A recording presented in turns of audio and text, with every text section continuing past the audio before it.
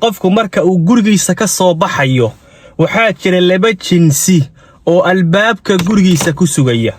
labada jinsi waxay kala yihiin waa malaa'ig iyo shayaatiin. halkaas lagu kala baydhaya. qofku hadduu marka uu gurigiisa ka soo baxo ducadan iyo kalimaadkan uu akhristaay malaa'ig baa rafiiq la noqonaysa oo malaa'ig baa maalintiisa la saaxiibay soo ilaalinaysa. haddii laakiin kalimaadkan uu ka qaafil noqdo oo uu ismoodsiiyo ama uu shaydaanku hilmaamsiiyo waxa weeye maalinta qofka shaydaan baa maciisa ahaaday wal ciyaadu billah. ilaah baynu ka magan galayna. kalimaadkan maxay leeyihiin?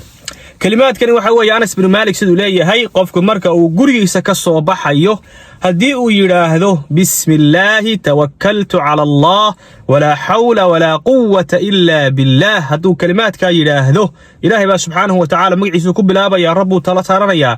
awood iyo xaalad isagu malaha illa ta ilaahay maahaane ilaahay buu subhanahu wa ta'ala arrinkiisa u dhiibanaya.